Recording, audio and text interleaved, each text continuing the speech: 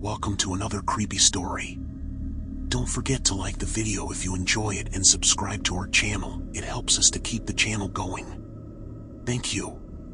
Now let's proceed to the video.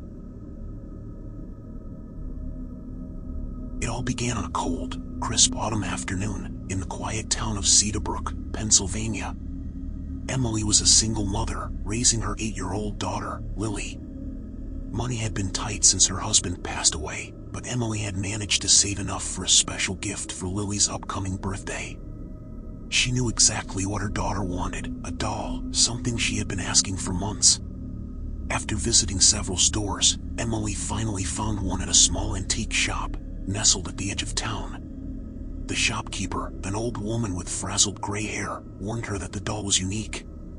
It had been found under mysterious circumstances, though she didn't elaborate further. Emily shrugged it off. The doll, with its porcelain face and intricate Victorian dress, seemed harmless, even beautiful. She took it home, feeling she had found the perfect gift. That night, Emily wrapped the doll in bright paper and set it on the table, waiting for Lily's birthday the following morning. When Lily saw the gift, her eyes sparkled with excitement. She hugged her new doll tightly, naming it Mia. Emily couldn't have been happier watching her daughter so content. But from that moment on, their home would never be the same again. At first, the changes were subtle. Lily started talking to the doll as though it were a real friend. She whispered things that Emily couldn't hear.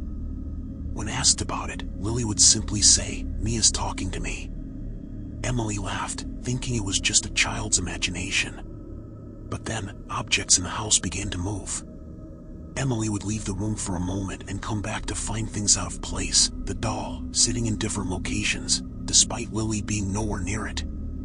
The first real incident happened late at night. Emily was awoken by the sound of footsteps echoing through the hall. Assuming it was Lily, she got up to check, but found her daughter fast asleep. Mia sat beside her, staring blankly. The next few days brought a growing sense of dread. Doors creaked open on their own. The lights flickered at random. Emily tried to rationalize everything, a faulty electrical system, perhaps the wind, but she couldn't ignore the gnawing feeling that something wasn't right. One evening, as she prepared dinner, Emily heard Lily giggling in the living room. Curious, she peeked in to see her daughter sitting on the floor, facing Mia, the doll's cold, glassy eyes fixed on her. "What's so funny?" Emily asked, stepping closer. Lily looked up and whispered, "Mia said you're going away soon." A shiver ran down Emily's spine, but she forced a smile. "That's silly, sweetheart. Dolls don't talk." That night, things escalated. Emily woke again, but this time it wasn't footsteps. It was a voice, soft, raspy, and filled with malice. "You can't escape." Emily bolted upright, her heart pounding in her chest. She rushed to check on Lily, finding her bed empty. Panicking, she searched the house, her fear mounting with every step. Finally, she found Lily standing in the hallway, staring at the basement door. The doll was in her hands. "Mia says I have to go now," Lily said, her voice distant and hollow. Emily grabbed her daughter and pulled her back to bed, but the incident left her shaken. The next morning, she decided to get rid of the doll. But when she searched the house for it, it was gone, vanished as if it had never been there. The following nights were filled with nightmares. Emily dreamt of shadowy figures creeping through the house, and every dream ended the same way, with her, Lily, and the doll, locked in a room, unable to escape. During the day, Lily's behavior became more erratic. She no longer spoke of Mia, but Emily could sense that something was terribly wrong. Her daughter seemed distant, her eyes dark and hollow, much like the doll's. The final night was the worst. Emily woke in the middle of the night to find her bedroom door wide open. A cold breeze filled the room, though the windows were closed. She got up, feeling an overwhelming sense of dread. As she walked through the hallway, she noticed the faint sound of laughter, Lily's laughter, but it wasn't coming from her room. It was coming from the basement. Emily hesitated, then made her way downstairs, her breath quickening with each step. The basement door stood ajar, creaking as it swayed slightly. She slowly pushed it open and descended into the darkness. And there, in the dim glow of the basement's single bulb, she saw them, Lily and Mia, sitting side by side on the cold floor. The doll's face had changed.